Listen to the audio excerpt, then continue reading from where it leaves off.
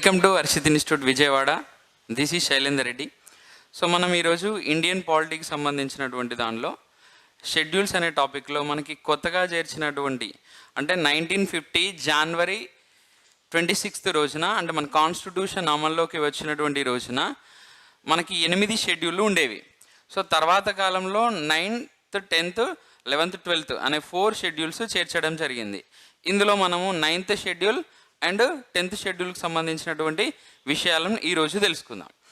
So మనకి 9th schedule వచ్చేసి మనకి 9th షెడ్యూల్ దేని గురించి చెప్తుంది మనకి అంటే so abolition of zamindari system and land reforms అంటే జమీందారీ విధానం రద్దు మరియు భూ సంస్కరణలు అనే అంశం గురించి సో మనకి 9th షెడ్యూల్ చెప్తా ఉంది. ఇక్కడ భూ సంస్కరణల గురించి లేదా జమీందారు విధానం రద్దు అంటున్నాం కదా, జమీందారు విధానం రద్దు భూ సంస్కరణలు అంశాన్ని 9th షెడ్యూల్లో చేర్చారు. సో మరి ఇది ఏ గవర్నమెంట్ చేర్చింది అంటే జవహర్లాల్ నెహ్రూ గవర్నమెంటు మనకి 1వసారి రాజ్యాంగాన్ని సవరించి 1వ రాజ్యాంగ సవరణ చట్టాన్ని so first constitutional amendment act in 1951. So 1951లో జవహర్లాల్ నెహ్రూ గవర్నమెంటు ఈ 9th షెడ్యూల్ను చేర్చడం జరిగింది. అసలు ఎందుకు చేర్చాల్సి వచ్చింది, ఈ 9th షెడ్యూల్ను చేర్చడానికి యొక్క ముఖ్య ఉద్దేశం ఏంటి అనేది ఖచ్చితంగా మనం తెలుసుకోవాలి.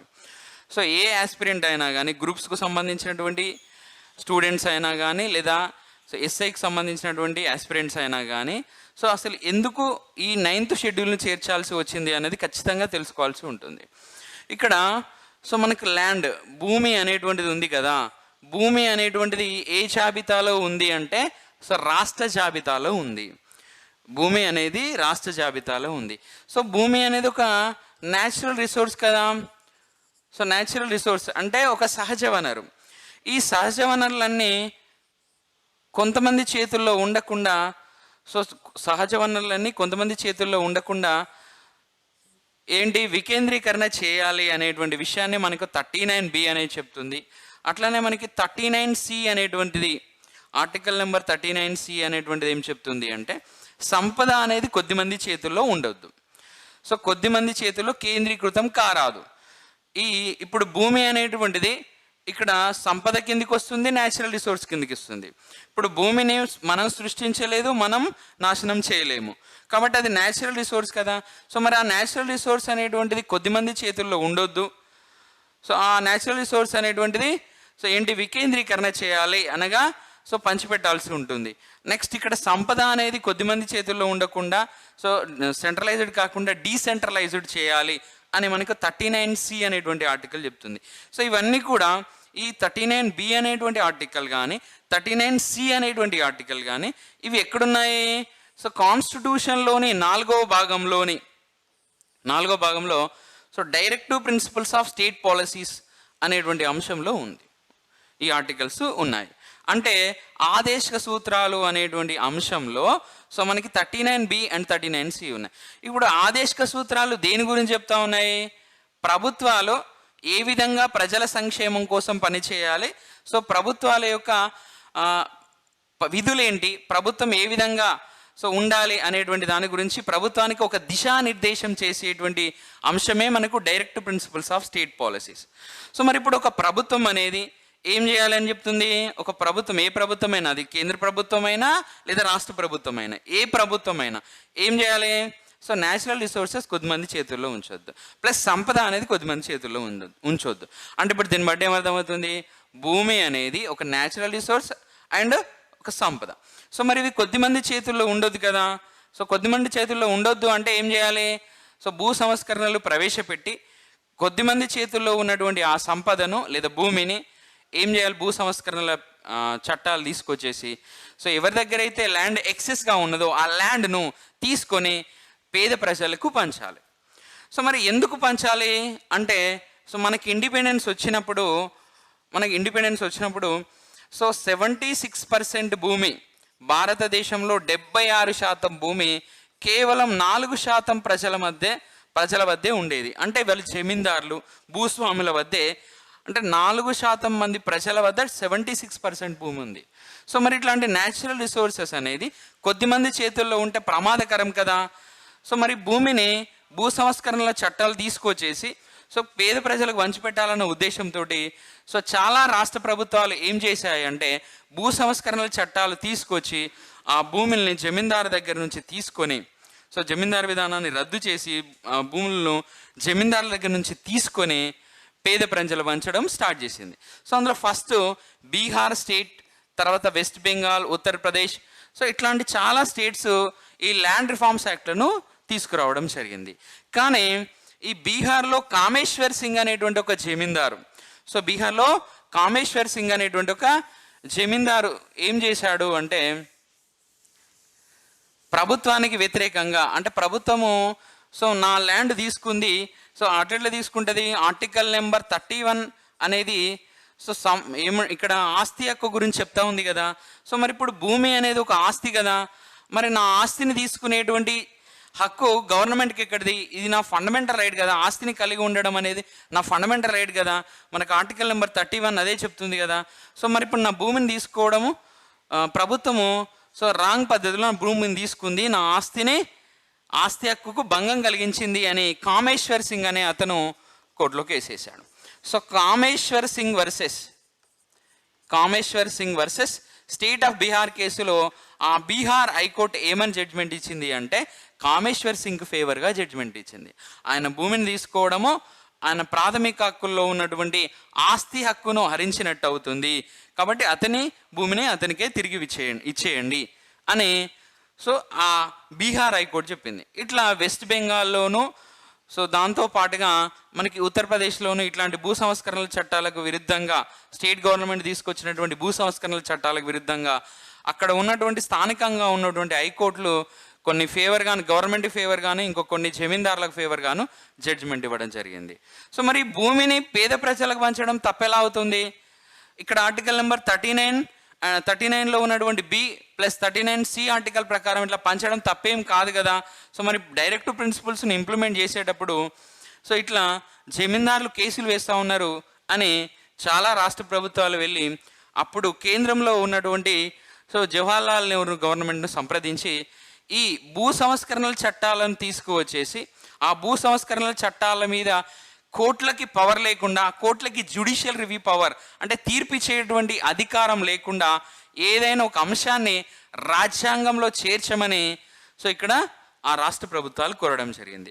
సో దీనిలో భాగంగా జవహర్లాల్ నెహ్రూ గవర్నమెంట్ ఏం చేసింది అంటే 1వ రాజ్యాంగ సవరణ చట్టం ద్వారా 1వ రాజ్యాంగ సవరణ చట్టం సో 1951లో 1951లో ఈ 9th షెడ్యూల్ను తీసుకురావడం జరిగింది.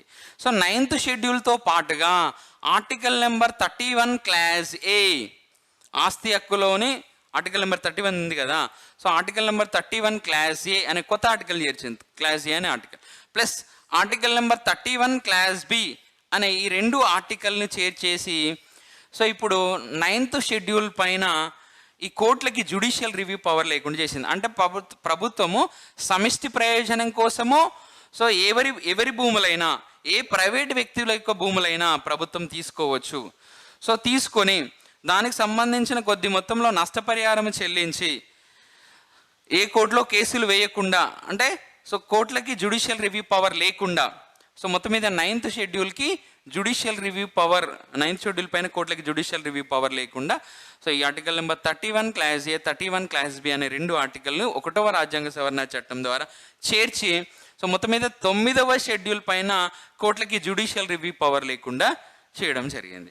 సో మొత్తం మీద ఇక్కడ సో 9th షెడ్యూల్ పైన కోర్టులకి జ్యుడిషియల్ రివ్యూ పవర్ ఉందా అంటే సో లేకుండా చేశారు. ఇప్పుడు మనం 9th షెడ్యూల్ మీద కోర్టులో కేసు వేసినా కానీ కేసు తీసుకునే పరిస్థితుల్లో కోర్టులు లేవు. ఒకవేళ కేసు తీసుకున్నా కానీ సో ఏమవుతుంది, మళ్ళీ దీనిపైన నెగిటివ్గా సో అక్కడ ఉన్నటువంటి 9th షెడ్యూల్కు వ్యతిరేకంగా వేసినటువంటి కేసులకు వ్యతిరేకంగా జడ్జిమెంట్ ఇవ్వడం జరుగుతూ ఉంది. అంటే ఇప్పుడు కోర్టులకి 9th షెడ్యూల్ మీద జ్యుడిషియల్ రివ్యూ పవర్ అనేటువంటిది మొత్తం మీద లేకుండా అయిపోయింది. అయితే సో 9th షెడ్యూల్ను చేర్చినప్పుడు అనగా 1951లో 9th షెడ్యూల్ను చేర్చినప్పుడు సో ఏమైంది, 13 రకాల చట్టాలను ఈ 9th షెడ్యూల్లో చేర్చడం జరిగింది. కానీ ప్రజెంట్ వచ్చేసి మనకి 284 చట్టాలు ఉన్నాయి 9th షెడ్యూల్లో. సో స్టార్టింగ్లో మనకి కేవలం భూ సంస్కరణలకు సంబంధించినటువంటి చట్టాలు మాత్రమే 9th షెడ్యూల్లో చేర్చారు. కానీ ఇప్పుడు సో అనేక చట్టాలు, భూ సంస్కరణల చట్టాలతో సంబంధం లేనటువంటి అనేక చట్టాలను సో ఇక్కడ 9th షెడ్యూల్లో చేర్చారు. ఇందులో కొన్ని కాంట్రవర్సీ చట్టాలను కూడా చేర్చడం జరిగింది.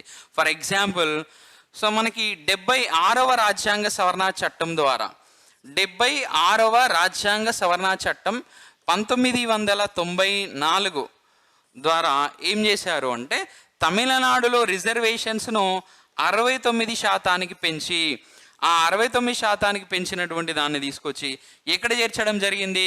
9th షెడ్యూల్లో చేర్చడం జరిగింది. అర్థమవుతుందా? సో 9th షెడ్యూల్లో చేర్చారు. ఇప్పుడు 9th షెడ్యూల్లో చేర్చడం వల్ల 9th షెడ్యూల్ మీద కోర్టులకు ఏ పవర్ లేదు? జ్యుడిషియల్ రివ్యూ పవర్ లేదు. మరి ఈ తమిళనాడు రిజర్వేషన్కు సంబంధించినటువంటి విషయాన్ని 9th షెడ్యూల్లో ఎందుకు చేర్చాల్సి వచ్చింది? సో ఎందుకు చేర్చాల్సి వచ్చిందంటే సో మనకి 1963లో ఎంఆర్ బాలాజీ కేసులో 1963లో ఎంఆర్ బాలాజీ కేసులోను మరియు 1964లో దేవదాసన్ కేసులోను. సో ఏ కేసు అంటున్నా నేను? దేవదాసన్ కేసులు. ఈ 2 కేసులలో సుప్రీంకోర్టు ఏమని జడ్జిమెంట్ ఇచ్చింది అంటే రిజర్వేషన్స్ 50% మించరాదు అని జడ్జిమెంట్ ఇచ్చింది. కాబట్టి ఈ 2 కేసులను దృష్టిలో పెట్టుకొని తమిళనాడు ప్రభుత్వము కేంద్ర ప్రభుత్వాన్ని కోరగా అప్పుడు ఉన్నటువంటి పివి నరసింహారావు గవర్నమెంటు సో 76వ రాజ్యాంగ సవరణ చట్టాన్ని అంటే రాజ్యాంగాన్ని సవరించి 76వసారి సో రాజ్యాంగాన్ని సవరించి తమిళనాడు రిజర్వేషన్ తీసుకొచ్చి 9th షెడ్యూల్లో పెట్టింది. సో ఇప్పుడు రిజర్వేషన్స్ 50% మించరాదు అని ఇంతకుముందు సుప్రీంకోర్టు చెప్పినటువంటి జడ్జిమెంట్లు వర్తించకుండా అయిపోయాయి. సో ఎవరైనా కోర్టులో కేసు వేసినా కానీ సుప్రీంకోర్టు కానీ లేదా హైకోర్టులు కానీ ఏమని చెప్తాయి? 9th షెడ్యూల్ మీద కోర్టులకి జ్యుడిషియల్ రివ్యూ పవర్ లేదు అని సో జడ్జిమెంట్లు ఇవ్వడము లేకపోతే కేసు తీసుకోకపోవడము ఇలాంటివి చేస్తూ ఉండేవి. అయితే సో మనకి 2007లో ఐఆర్ కోయల్హో అనేటువంటి ఒక వ్యక్తి IR Coelho versus state of Tamil Nadu కేసులో సో ఈ 9th షెడ్యూల్ను సవాల్ చేస్తూ కేసు వేయడం జరిగింది. Welcome to Harshit institute. Vijayawada మహానగరంలో 2009 సంవత్సరంలో ప్రారంభించబడి అనేక వేల మంది అభ్యర్థులను ప్రభుత్వ ఉద్యోగులుగా తీర్చిదిద్దిన మన హర్షిత్ ఇన్స్టిట్యూట్ గత 12 సంవత్సరాల్లో సుమారు 18,000 మందిని ప్రభుత్వ ఉద్యోగులుగా తీర్చిదిద్దింది. ఇప్పటి వరకు 5 సార్లు నిర్వహించినటువంటి ఈ యొక్క నోటిఫికేషన్స్లో అనేక సార్లు స్టేట్ ఫస్ట్ సాధించినటువంటి ఘనత మన హర్షిత్ ఇన్స్టిట్యూట్ది. ప్రస్తుతం మన హర్షిత్ ఇన్స్టిట్యూట్ యొక్క ప్రత్యేకతలు 24/7 24 గంటలతో కూడినటువంటి లైబ్రరీ సదుపాయం. అంతేకాకుండా ఇదే లైబ్రరీలో మనకు అత్యున్నత ప్రామాణిక గ్రంథాలు అందించడం అనేది జరుగుతుంది. నెక్స్ట్ ఈ లైబ్రరీతో కూడినటువంటి ఈ లైబ్రరీలో మనకు వివిధ సబ్జెక్టులకు సంబంధించినటువంటి ఎకానమీ, పాలిటీ, హిస్టరీ, జోగ్రఫీ మరియు అన్ని సబ్జెక్టులకు సంబంధించినటువంటి పూర్తి స్థాయి స్టడీ మెటీరియల్ మీకు అందించడం అనేది జరుగుతుంది. అంతేకాకుండా జాయిన్ అయిన ప్రతి అభ్యర్థికి పూర్తి స్టడీ మెటీరియల్ మరియు అభ్యర్థి ఏ ఎగ్జామ్ అయితే రాయకపోతున్నాడో ఆ ఎగ్జామ్కు సంబంధించినటువంటి సిలబస్ ప్రతి ఒక్కరికి అందించడం అనేది జరుగుతుంది. అంతేకాకుండా స్టేట్ ఫ్యాకల్టీ మన ఇన్స్టిట్యూట్లో బోధించేటటువంటి ప్రతి ఫ్యాకల్టీ కూడా economy, polity, arithmetic and reasoning తదితర సబ్జెక్టులకు సంబంధించినటువంటి ప్రతి ఫ్యాకల్టీ కూడా ఎంతో అనుభవము, అంకితభావము కలిగినటువంటి ఫ్యాకల్టీ మన యొక్క ఇన్స్టిట్యూట్లో ఉండడం అనేది జరుగుతుంది. అంతేకాకుండా మన ఇన్స్టిట్యూట్ యొక్క మరొక ప్రత్యేకత డైలీ టెస్టులు నిర్వహించడం మరియు వీక్లీ, మంత్లీ ఎగ్జామ్స్ నిర్వహించి ఆయా ఎగ్జామ్స్ నందు బహుమతి ప్రదానం చేయడం అనేది మన ఇన్స్టిట్యూట్ యొక్క ప్రత్యేకత. అంతేకాకుండా నాన్ మ్యాథ్స్ స్టూడెంట్స్ ఎవరైతే ఉన్నారో వాళ్ళపై ప్రత్యేక శ్రద్ధ చూపించడం, నెక్స్ట్ వాళ్ళకి ప్రత్యేక తరగతులు నిర్వహించడం అనేది జరుగుతుంది. తప్పనిసరిగా మీరు ఒక్కసారి మన హర్షిత్ ఇన్స్టిట్యూట్ని ఒక్కసారి సందర్శించండి. హర్షిత్ ఇన్స్టిట్యూట్లో ఉన్నటువంటి ప్రతి అంశాన్ని క్షుణ్ణంగా అవగాహన చేసుకోండి. మరియు ప్రస్తుతం ఎవరైతే హర్షిత్ ఇన్స్టిట్యూట్లో ఉన్నారో ఆ యొక్క విద్యార్థుల్ని వాకప్ చేయండి. మన యొక్క పరిస్థితుల గురించి అవగాహన చేసుకున్న తర్వాతే మన యొక్క హర్షిత్ ఇన్స్టిట్యూట్లో జాయిన్ అవ్వమని కోరడం జరుగుతుంది.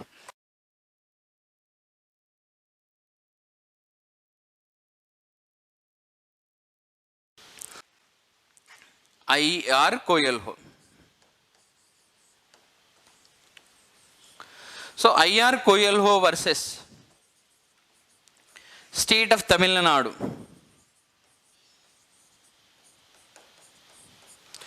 కేసు దేన్ని ఉద్దేశించి వేశాడు అంటే 9th షెడ్యూల్ను అసలు ఎందుకోసం చేర్చాల్సి వచ్చింది? 9th షెడ్యూల్ యొక్క ముఖ్య ఉద్దేశం ఏంది? జమీందారు విధానం రద్దు మరియు భూ సంస్కరణలు. సో మరి భూ సంస్కరణల గురించి ఉండాలి, కానీ ఇందులో భూ సంస్కరణలతో సంబంధం లేనటువంటి అనేక చట్టాలు ఎందుకున్నాయి అసలు అని ఇతను క్వశ్చన్ చేయడం జరిగింది. సో దీంతో సుప్రీంకోర్టు 2007లో ఐఆర్ కోయల్హో కేసులో ఒక సంచలనాత్మక తీర్పునివ్వడం జరిగింది. ఏమని? 9th షెడ్యూల్ పైన కూడా న్యాయస్థానాలకి న్యాయ సమీక్ష అధికారం ఉంది అని 2007లో చెప్పింది. సో మళ్ళీ సుప్రీంకోర్టు ఏమన్నది ఈ కేసులో, ఇంకా ఏమని చెప్పింది అంటే, సో 9th షెడ్యూల్లో దాదాపు 30 కాంట్రవర్సీ అంశాలు ఉన్నాయి. 30 కాంట్రవర్సీ అంశాలు ఉన్నాయి. ఆ కాంట్రవర్సీ అంశాల మీద కూడా సో మాకు వీలున్నప్పుడు మేము విచారణ అనేది చేస్తాము అని 2007లో చెప్పింది. దీనిలో తమిళనాడు రిజర్వేషన్ పైన కూడా కొన్ని వ్యాఖ్యానాలు చేసింది సుప్రీంకోర్టు. సో 2007లో IR Coelho versus state of Tamil Nadu కేసులో. అయితే ఇప్పుడు మొత్తం మీద 9th షెడ్యూల్ మీద కోర్టులకి జ్యుడిషియల్ రివ్యూ పవర్ ఉందా లేదా అంటే ఉంది. సో ఉంది అని మనకు చెప్పినటువంటి కేసు ఏది అంటే ఐఆర్ కోయల్హో. సో ఇక్కడ ఇదే తీర్పులో ఇంకొక విషయం చెప్పింది. ఏమని?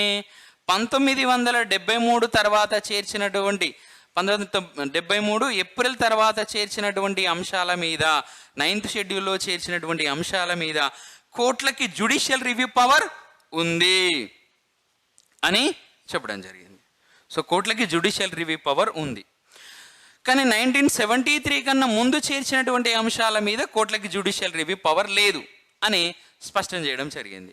సో మరి ఎందుకు పర్టికులర్గా 1973 అని ఒక ఇయర్ను మెన్షన్ చేశారు అంటే, సో ప్రస్తుతం ఉన్నటువంటి ల్యాండ్ రిఫార్మ్స్ యాక్ట్ ఏవైతే ఉన్నాయో సో అవి 1973లో తీసుకొచ్చినటువంటివి. ఒకప్పుడు సో మనకి 1951 టైంలో కూడా ల్యాండ్ రిఫార్మ్ చేశారు. ఫైనల్గా ఇప్పుడున్నటువంటి ల్యాండ్ రిఫార్మ్స్ యాక్ట్లన్నీ కూడా సో ల్యాండ్ రిఫార్మ్స్కి సంబంధించినటువంటి చట్టాలు 1973లో చేయబడ్డాయి. కాబట్టి ఈ భూ సంస్కరణల చట్టాలను డిస్టర్బ్ చేయొద్దు అన్నటువంటి ముఖ్య ఉద్దేశంతో సో ఏం చేశారు? ఐఆర్ కోయల్హో కేసులో సుప్రీంకోర్టు ఏమని చెప్పింది? 73 కన్నా ముందు చేర్చిన అంశాల మీద కోర్టులకి జ్యుడిషియల్ రివ్యూ పవర్ లేదు, 73 తర్వాత చేర్చిన అంశాలపైన కోర్టులకి జ్యుడిషియల్ రివ్యూ పవర్ ఉంది అనేటువంటి విషయాన్ని స్పష్టం చేయడం జరిగింది. సో ఇది మనకు 9th షెడ్యూల్కు సంబంధించినటువంటి విషయం. ఇక్కడ మెయిన్గా మనం పర్టికులర్గా 9th షెడ్యూల్ అంటే జస్ట్ భూ సంస్కరణల గురించి మాత్రమే తెలుపుతుంది. సో జమీందారు విధానం రద్దు, భూ సంస్కరణల గురించి మాత్రమే తెలుపుతుంది. కేవలం 1వ రాజ్యాంగ సవరణ చట్టం ద్వారా చేర్చారు అనే విషయాలు తెలుసుకుంటే సరిపోదు. సో ఇప్పుడు మొత్తం ట్రెండ్ మొత్తం మారింది అంటే దాని బ్యాక్గ్రౌండ్ కూడా తెలుసుకోవాల్సి ఉంటుంది. సో అది చేర్చడానికి కారణమైనటువంటి అంశాలను కూడా ఇక్కడ ప్రతి ఆస్పిరెంట్ తెలుసుకోవాలి. ఎందుకంటే ఈ మధ్యలో మొత్తం అప్లికేషన్ ఓరియంటేషన్లో క్వశ్చన్స్ అడగడం జరుగుతూ ఉంది. కాబట్టి ఇప్పుడున్న ట్రెండ్ ప్రకారము మనం చదివితే సో సక్సెస్ కావడానికి ఎక్కువ అవకాశాలు ఉంటాయి. సో గ్రూప్స్కు సంబంధించినటువంటి వాటిలో కావచ్చు, లేదా ఎస్ఐకి సంబంధించినటువంటి ఎగ్జామ్స్లో కావచ్చు, మనకు కేసులు అడుగుతూ ఉన్నాడు. అలా 9th షెడ్యూల్కి సంబంధించినటువంటి ఐఆర్ కోయల్హో కేసు కావచ్చు, లేదా కామేశ్వర్ సింగ్ కేసు కావచ్చు, మనం గుర్తుపెట్టుకోవాల్సి ఉంటుంది. సో అలానే 9th షెడ్యూల్కు ప్లస్ 39B 39C అనేటువంటి ఆర్టికల్స్కు ఉన్నటువంటి సంబంధం ఏంటి, అలానే 31 క్లాస్ A 31 క్లాస్ Bకి ఉన్నటువంటి సంబంధాలు ఏంటి అనేది ఖచ్చితంగా ప్రతి ఆస్పిరెంట్ తెలుసుకోవాల్సి ఉంటుంది. సో గ్రూప్స్కి ప్రిపేర్ అయ్యేటువంటి స్టూడెంట్స్ కానీ, లేదా సో ఎస్ఐకి ప్రిపేర్ అయ్యేటువంటి స్టూడెంట్స్ కానీ కంపల్సరీగా సో ఇలాంటి విషయాల మీద ఫోకస్ చేయాల్సి ఉంటుంది. ఇక నెక్స్ట్ సో 10th షెడ్యూల్ గురించి మనం తెలుసుకుందాం. 10th షెడ్యూల్ దేని గురించి చెప్తా ఉంది? యాంటీ డిఫెక్షన్ లా గురించి చెప్తుంది. అనగా పార్టీ ఫిరాయింపుల నిరోధక చట్టం గురించి చెప్తా ఉంది. సో పార్టీ ఫిరాయింపుల నిరోధక చట్టం లేదా యాంటీ డిఫెక్షన్ లా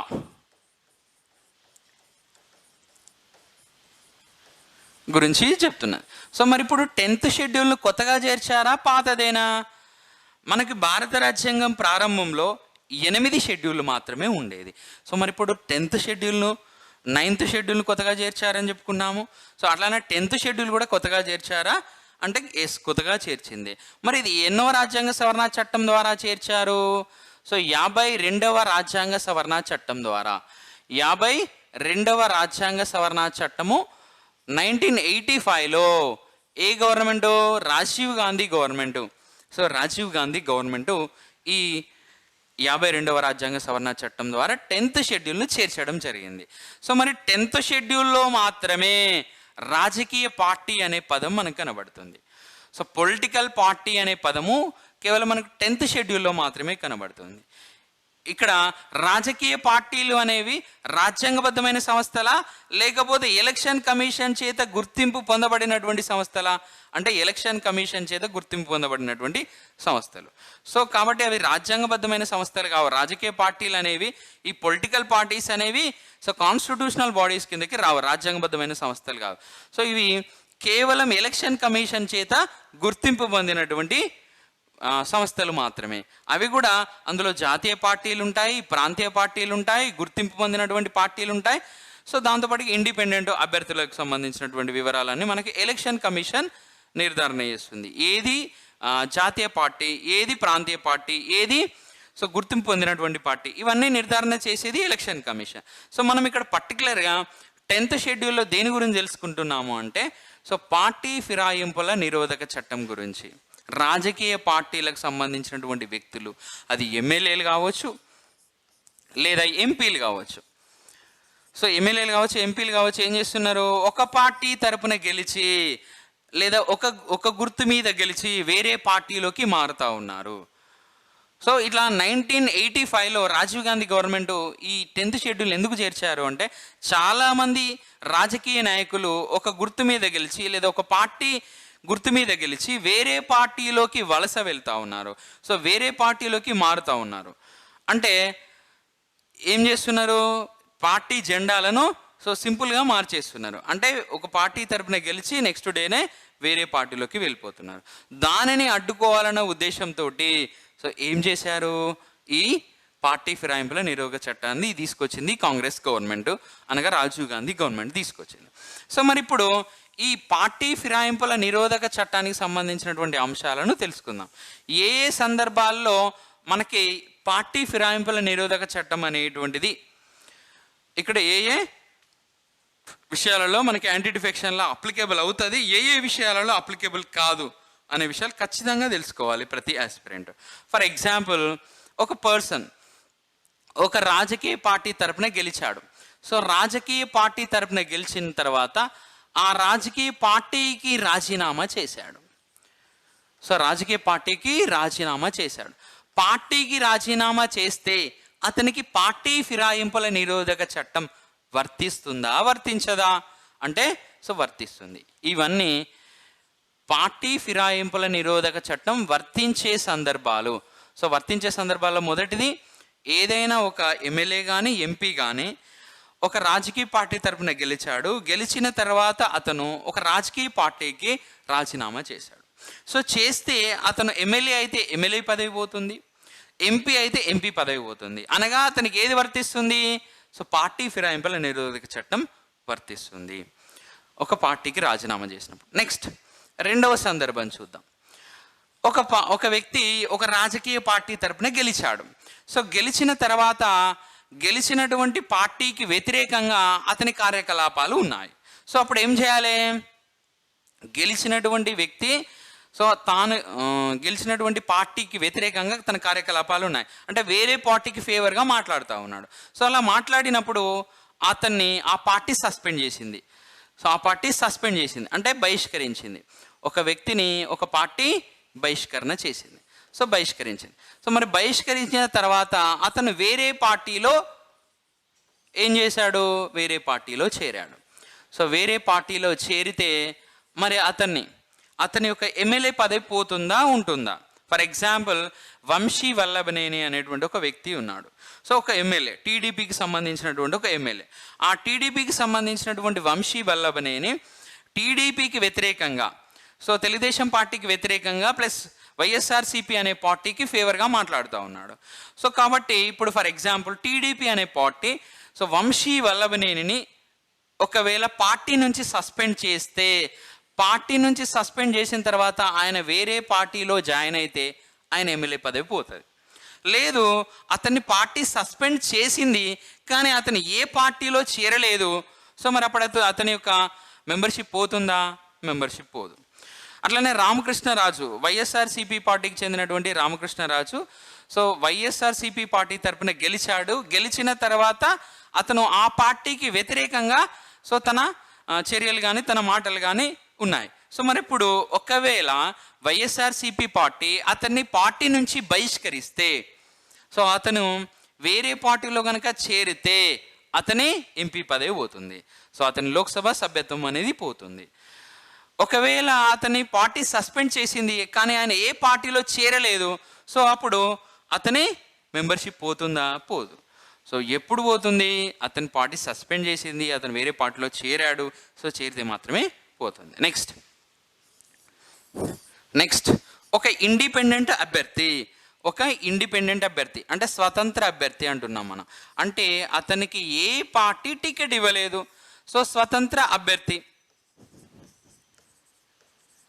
అతనికి ఏ పార్టీ టికెట్ ఇవ్వలేదు. సో మరి ఏ పార్టీ టికెట్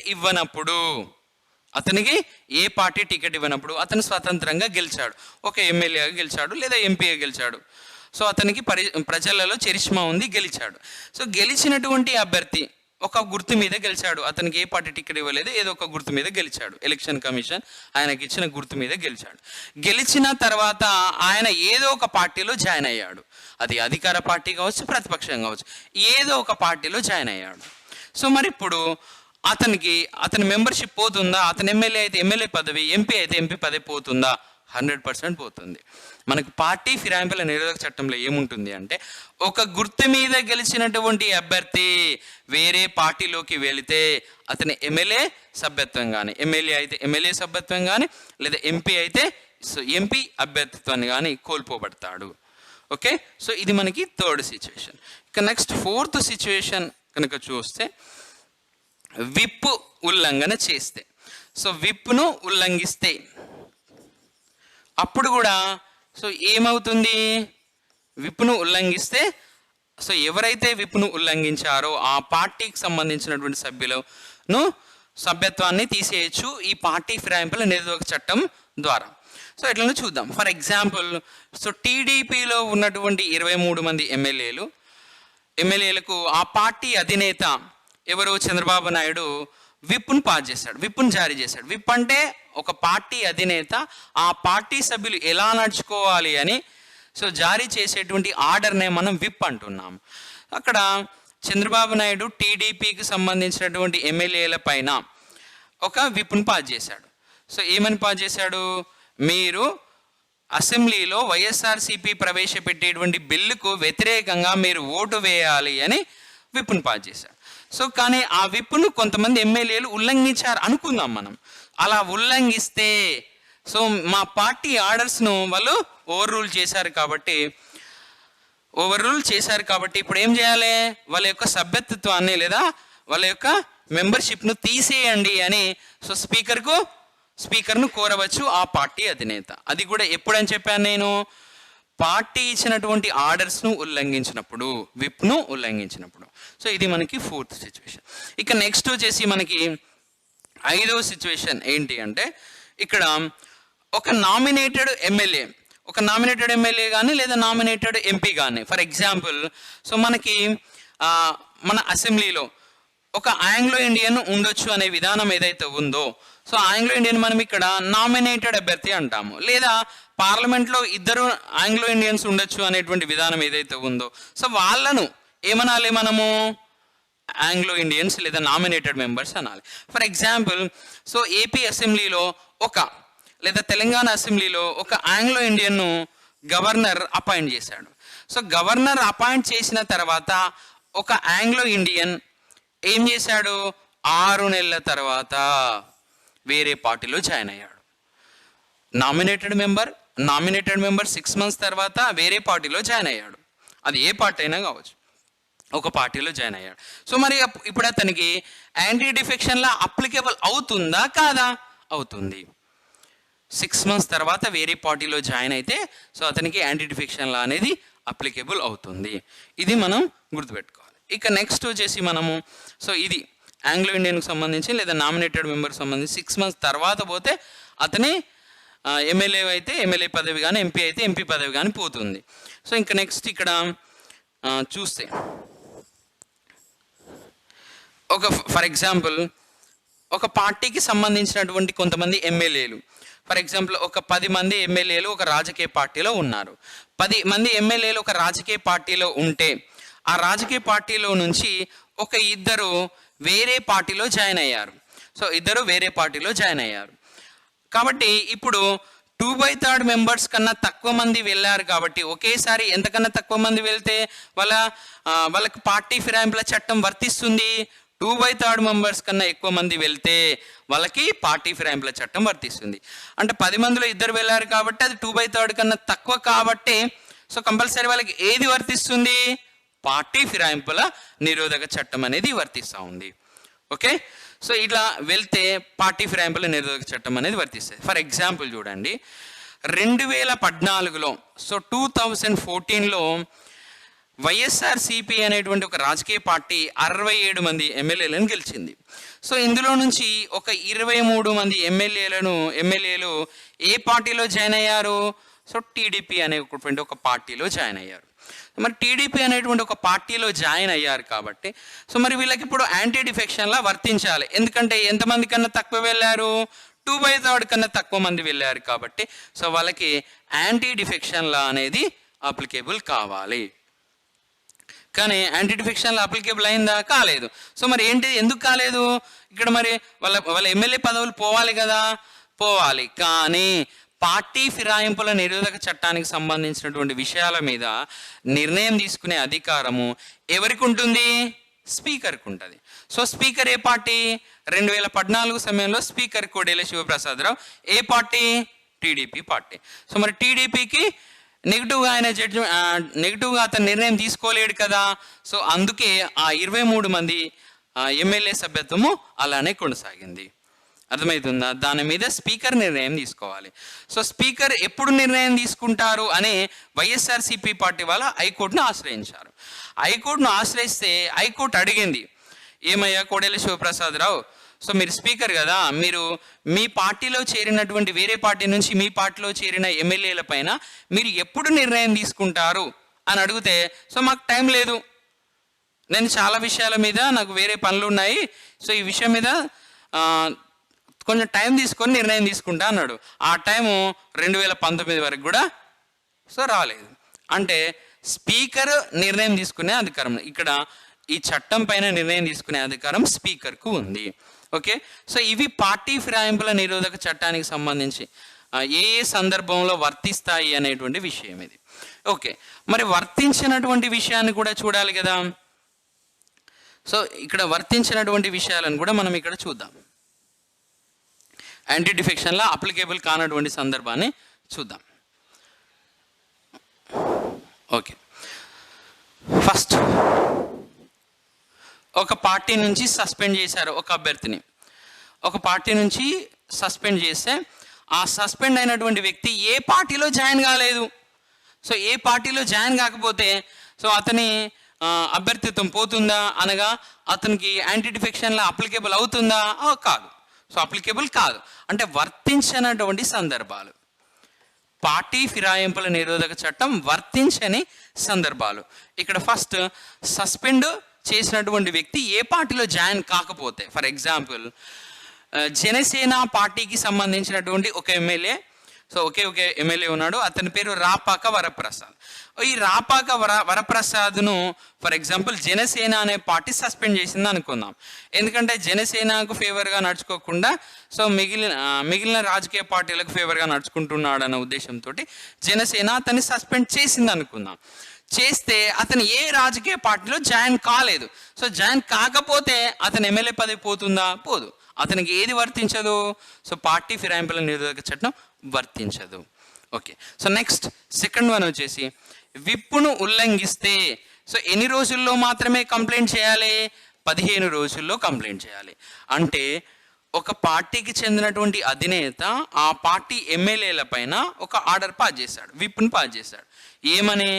మీరు అధికార పార్టీకి వ్యతిరేకంగా ఓటు వేయాలి అని విప్ను పాస్ చేశారు. కానీ అందులో నుంచి కొంతమంది వ్యక్తులు అధికార పార్టీకి ఫేవర్గా ఓటేశారు. సో మరి ఓటు వేసినప్పుడు వాళ్ళు విప్పును ఉల్లంఘించినట్టు అవుతుంది. విప్పును ఉల్లంఘించినట్టు అవుతుంది. కానీ విప్పును ఈరోజు ఉల్లంఘిస్తే 15 రోజుల్లోపు స్పీకర్కు కంప్లైంట్ ఇవ్వాలి.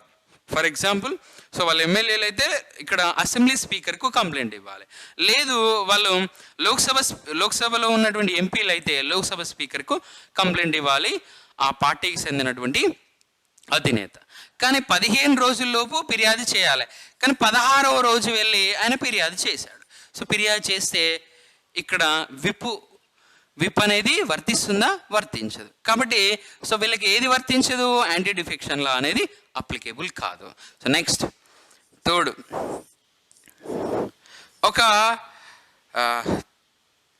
ఒక ఇండిపెండెంట్ ఇక్కడ ఒక నామినేటెడ్ ఎంపీ లేదా నామినేటెడ్ ఎమ్మెల్యే, ఒక nominated MLA for example Anglo Indian అనుకుందాం. ఒక ఆంగ్లో ఇండియన్ను గవర్నర్, స్టేట్లో అయితే గవర్నర్ అపాయింట్ చేయొచ్చు ఇక్కడ అసెంబ్లీకి. అదే ఇక్కడ మనకి లోక్సభకి అపాయింట్ చేయాలంటే ఇద్దరు ఆంగ్లో ఇండియన్స్ లోక్సభలో ఉండొచ్చు. సో ఇక్కడ ఇద్దరు ఆంగ్లో ఇండియన్స్ని ప్రెసిడెంట్ ఆఫ్ ఇండియా అపాయింట్ చేయొచ్చు. అపాయింట్ చేసిన నెక్స్ట్ డేనే ఈ ఆంగ్లో ఇండియన్ ఎమ్మెల్యే, మన అసెంబ్లీలోనే ఆంగ్లో ఇండియన్ ఎమ్మెల్యే ఒక పార్టీలో జాయిన్ అయ్యాడు. ఏదో ఒక పార్టీలో జాయిన్ అయ్యాడు. సో కానీ అతనికి ఏది వర్తించదు? పార్టీ ఫిరాయింపుల నిరోధక చట్టం వర్తించదు. అర్థమవుతుందా? అంటే ఆంగ్లో ఇండియన్ 6 months తర్వాత వెళ్తే వర్తిస్తుంది, 6 months లోపు వెళ్ళాడు కాబట్టి వర్తించదు. సో యాంటీ డిఫెక్షన్లా అప్లికేబుల్ కాదు. ఇది థర్డ్ సిచ్యువేషన్. ఇక నెక్స్ట్ వచ్చేసి ఒక రాజకీయ పార్టీకి సంబంధించినటువంటి వ్యక్తులు, కొంతమంది వ్యక్తులు ఒకేసారి చాలామంది పార్టీ మారారు. ఫర్ ఎగ్జాంపుల్, ఒక పార్టీలో 10 మంది ఎమ్మెల్యేలు ఉన్నారు. 10 మందిలో 8 మంది ఎమ్మెల్యేలు ఒకసారి వేరే పార్టీలోకి వెళ్ళారు. సో వేరే పార్టీలోకి వెళ్తే అంటే ఎంతకన్నా ఎక్కువ వెళ్ళారు? 2/3 మెంబర్స్ కన్నా ఎక్కువ వెళ్ళారు. సో 2/3 అంటే 66%. సో 66 2/3%, అంతకన్నా ఎక్కువ వెళ్ళినట్టే కదా. సో మరి ఎక్కువ వెళ్తే వీళ్ళకి ఏది వర్తించదు? యాంటీ డిఫెక్షన్లా వర్తించదు. ఫర్ ఎగ్జాంపుల్, సో జనసేన అనేటువంటి ఒక పార్టీలో ఒక ఎమ్మెల్యే ఉన్నాడు, రాపాక వరప్రసాద్. ఈ రాపాక వరప్రసాద్ వైసీపీలో జాయిన్ అయ్యాడు అనుకుందాం. ఒకవేళ జాయిన్ అయితే సో అతనికి ఇప్పుడు యాంటీ డిఫెక్షన్లా అప్లికేబుల్ అవుతుందా కాదా? కాదు. ఎందుకు కాదు? ఒక పర్సన్ ఉన్నాడు, ఒక పర్సన్ వేరే పార్టీలోకి వెళ్ళాడు అంటే ఇప్పుడు ఎంత వెళ్ళినట్టు? 100% వెళ్ళినట్టు. కానీ ఎంతకన్నా ఎక్కువ వెళ్తే పార్టీ ఫిరాయింపుల నిరోధక చట్టం వర్తించదు. సో 2/3 కన్నా ఎక్కువ వెళ్తే పార్టీ ఫిరాయింపుల నిరోధక చట్టం వర్తించదు. సో ఇది మనం గుర్తుపెట్టుకోవాలి. ఓకే, సో ఇది యాంటీ డిఫెక్షన్ లాగా సంబంధించింది. మరి ఒకవేళ పార్టీని విలీనం చేస్తే, ఫర్ ఎగ్జాంపుల్ ఒకప్పుడు ప్రజారాజ్యం అనేటువంటి ఒక పార్టీ ఉండే, మీ అందరికీ తెలిసినటువంటి విషయం. ఒక ప్రజారాజ్యంలో ఎంతమంది ఉండేదంటే 18 మంది ఎమ్మెల్యేలు గెలిచిండ్రు. 18 మంది ఎమ్మెల్యేలు గెలిచిన తర్వాత ఈ ప్రజారాజ్యం అనేటువంటి పార్టీని కాంగ్రెస్లో విలీనం చేస్తున్నట్టు ఆ పార్టీ అధినేత సో మెగాస్టార్ చిరంజీవి అన్నట్టు ఆయన ఉన్నాడు కదా. సో ఆ చిరంజీవి ఏం చేశాడు? కాంగ్రెస్లో విలీనం చేస్తున్నట్టు ప్రజారాజ్యం అనేటువంటి పార్టీని విలీనం చేస్తున్నట్టు అనౌన్స్ చేశాడు. మరి ఆయనలో అక్కడ పిఆర్పిలో 18 మంది ఎమ్మెల్యేలు ఉంటే 16 మంది ఎమ్మెల్యేలు చిరంజీవితో పాటుగా వెళ్ళారు. 2 మంది ఎమ్మెల్యేలు అయితే సో మేము ఇదే పార్టీలో ఉంటాము, పిఆర్పిలోనే ఉంటాము, మీరు వెళ్తే వెళ్ళండి, మేమైతే వెళ్ళము అని ఇక్కడే ఉన్నారు. 16 మంది వెళ్ళారు, పార్టీని తీసుకుపోయి విలీనం చేశాను అని సో పార్టీ అధినేత ప్రకటించాడు. మరి వీళ్ళకు పార్టీ ఫిరాయింపుల నిరోధక చట్టం వర్తిస్తుందా? వర్తించదా? వర్తించదు. సో ఇక్కడ పార్టీ ఫిరాయింపుల నిరోధక చట్టం అనేది వర్తించదు. 2/3 మంది కన్నా ఎక్కువ మంది వెళ్ళారు, ప్లస్ పార్టీని విలీనం చేశానని ప్రకటించారు. పోనీ మరి వీళ్ళకి వర్తిస్తుందా? ఈ 2 మెంబర్స్కి వీళ్ళకి కూడా వర్తించదు. ఎందుకు వర్తించదు వీళ్ళకి కూడా అంటే సో వీళ్ళు మాతృ సంస్థలోనే ఉన్నారు కాబట్టి వీళ్ళకి కూడా వర్తించదు. ఓకే, ఇది యాంటీ డిఫెక్షన్ లాగా సంబంధించినటువంటి. ఇంకా ఫర్ ఎగ్జాంపుల్, సో మన ఆంధ్రప్రదేశ్కు సంబంధించినటువంటి అసెంబ్లీలో స్పీకర్ ఉన్నాడు, డిప్యూటీ స్పీకర్ ఉన్నాడు. స్పీకర్ తమ్మినేని సీతారాం అనేటువంటి వ్యక్తి ఒకవేళ పార్టీకి రిజైన్ చేశాడు అనుకుందాం. సో రాజకీయ పార్టీకి రాజీనామా చేశాడు. రాజీనామా చేస్తే అతనికి యాంటీ డిఫెక్షన్లా అప్లికేబుల్ అవుతుందా? కాదు.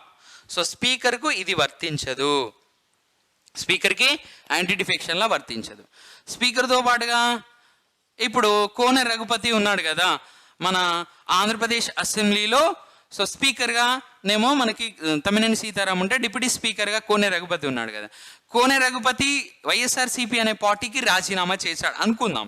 సో మరి ఇప్పుడు అతనికి యాంటీ డిఫెక్షన్లో అప్లికేబుల్ అవుతుందా? కాదు. స్పీకర్ డిప్యూటీ స్పీకర్లు పదవిలో ఉన్నప్పుడు, అనగా స్పీకర్ డిప్యూటీ స్పీకర్ పదవిలో ఉన్నప్పుడు వాళ్ళు ఆ రాజకీయ పార్టీకి రాజీనామా చేసినా కానీ సో వాళ్ళకి ఏది వర్తించదు? యాంటీ డిఫెక్షన్లా వర్తించదు. ఓకే, సో ఇది మనకు పార్టీ ఫిరాయింపుల నిరోధక చట్టానికి సంబంధించినటువంటి విషయం. Okay, thank you one and all.